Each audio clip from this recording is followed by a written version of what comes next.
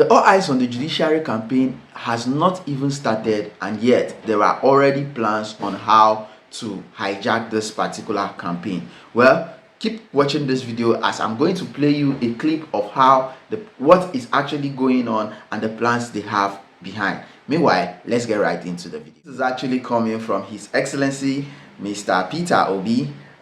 We all know that all eyes are on the judiciary, and yes, the 2023 presidential election has come and gone. The tribunal case has been concluded, but our eyes are on the judiciary because the state of this country depends on whatever the judiciary say.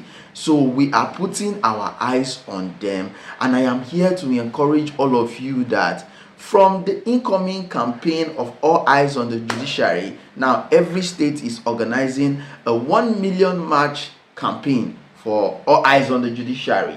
Now, if you get to your state, please ensure to come out and support. Just come out, support, go around, get your t-shirts. If you can print them yourself, go about, print your t-shirts, get this campaign going. It is you and I who will decide how this country will move forward.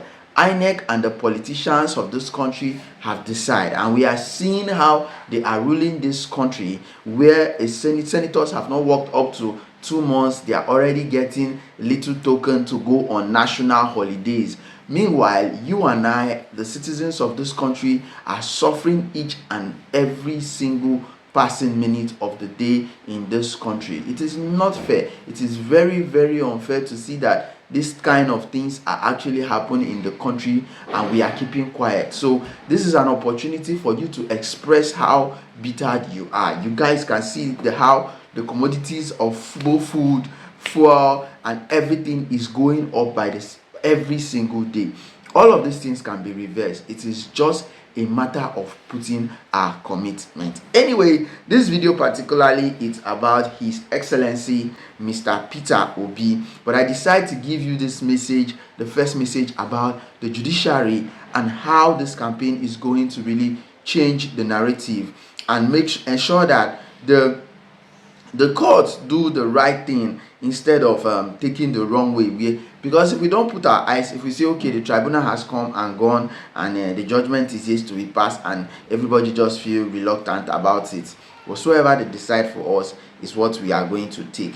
But if we are focused and committed to the process, we will be able to see what they decide, and if it's not in our own good, we will be able to raise out. So yesterday, His Excellency Mr. Peter Obi was with the national chairman of the Labour Party. He was also with the former head of state, General Yakubu Gowon, and former president of Nigeria, Dr. Goodluck Ebele Jonathan. They all paid a visit to Chief Dr. Senator Edwin Kaigbodo, who according to it, said the public presentation. So let me just read out this quick article H.E. Peter Obi, His Excellency Mr. Peter Obi, put out there for us yesterday, and why he was there as well. He said, today, I and the national chairman of the Labour Party, Barrister Julius Abure, were honored to join many eminent Nigerians, including the former head of state, General Yakubu Gowon, and President Goodluck Jonathan, at the public presentation of Chief Dr. Senator Edwin Kaigbodo.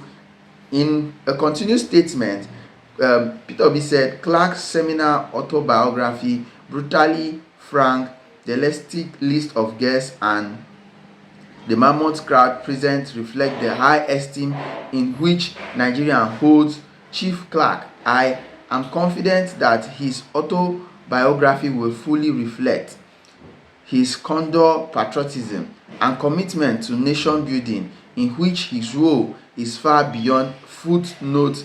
He has set an example for other people, for other eminent Nigerians to follow in recording what transpired in their private and public service. He continued by saying, most importantly, given Chief Clark a long history of service to the nation, his autobiography will no doubt serve as an invaluable source book in national history to younger generation. I salute and congratulate Chief E.K. Clark for his gift of experience and courageous leadership over. We want to emphasize that today. The judiciary is the only institution that has all it takes to save this country from the threat of implosion. All eyes have been on the judiciary because of Nigeria's respect for the rule of law. It does not mean that the members of the Presidential Election Tribunal are in a better position in this case to tell Nigerians the person who won the presidential election. Nigerians do not wait for the courts to tell them the winner of any election. It is the electorate that should tell the courts because they know more than the courts. Nigerians voted. In fact, let me emphasize here that without prejudice to any party, whether in power or out of power, that every political party had what they call situation room. In their situation rooms, they had election collection centers from different wards to local governments, to states, and to the federal. And I don't think those challenging the outcome of the election are ignorant of what they are saying. And if you have listened to various political parties, they will tell you that the result they have on hand differs from what INEC have announced, despite the fact that INEC have insisted that they have done their job well. Hence, according to the electoral law, it now falls on the judiciary. But we want the judiciary to know that it is not as if Nigerians did not know who they voted for. It's not as if Nigerians did not witness some of their comrades being denied the opportunity to vote in certain parts of Nigeria. It's not as if Nigerians are not aware that over 80 people were killed, maimed during the last election. It is not as if Nigerians do not know that some people were stabbed of election in certain places were not as even announced in the polling unit. Hence, what Nigerians simply expect the judiciary to do is to take all this to cognizance in what? In delivering justice. We deplore the threat by a candidate in the election against the judiciary that if he is removed for not measuring up to the demands of the electoral law of the land, there will be chaos and anarchy. Nobody is bigger than this country. Nigeria belongs to all Nigerians. The use of threats, the use of subtle threats is anti-democratic. And we want to emphasize it here that the diaspora community, African diaspora community, will not tolerate that. And let me say this, for those who may think that, what is this African diaspora community all about? Why are they involved? Why are they interested? If you listen to the Central Bank Governor of Nigeria as of day before yesterday or 2 days ago, you will hear him make reference to diaspora remittances as part of their strategic plan in mitigating the floundering exchange rates of the naira. A community of Nigerians that remit over $22 billion into this economy, where the national annual export value is $18 billion, has greater impact on this country, more than many people can. They are Nigerians who have lived here, who have relations here, who have come here every day, who have investments here. They are Africans who want their home countries to grow.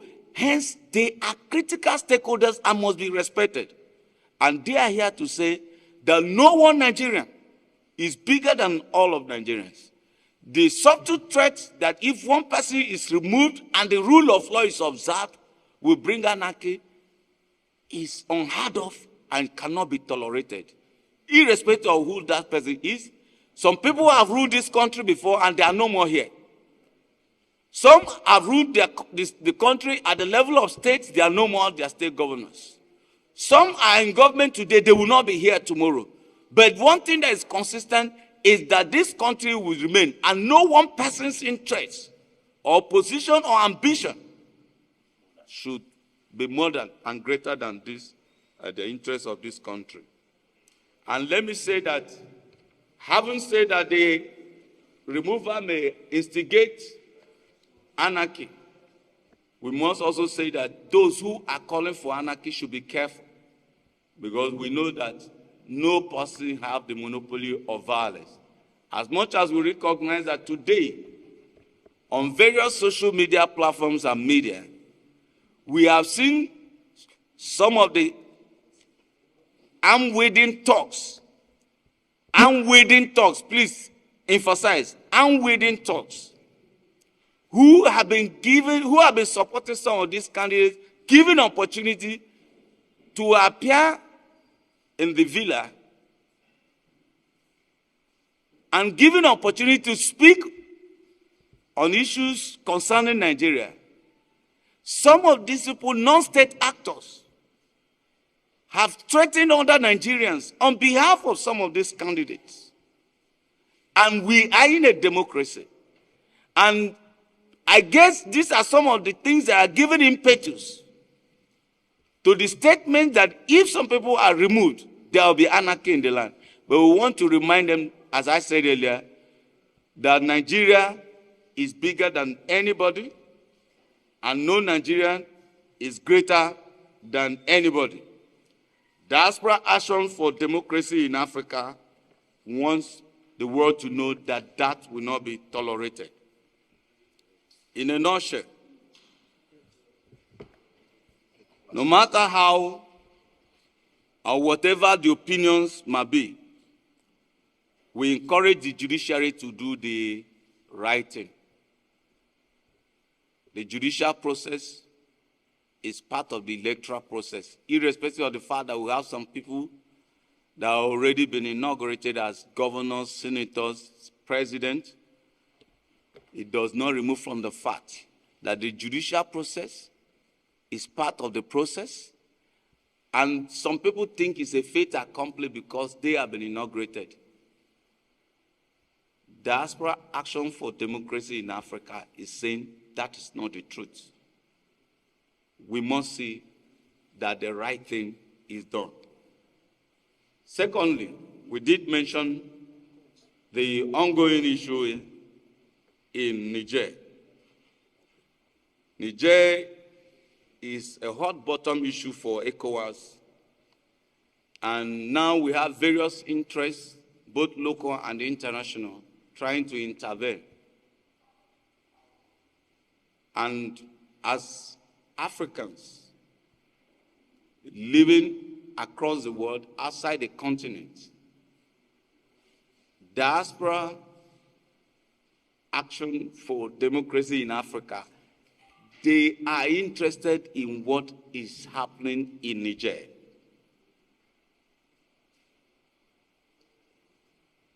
Because today, the crisis that started in Libya have ravaged the entire Sahel and may actually have been intrinsically involved in the crisis in Niger today. And as Africans who are making their contributions to the development of their countries and Africa, we have a say here.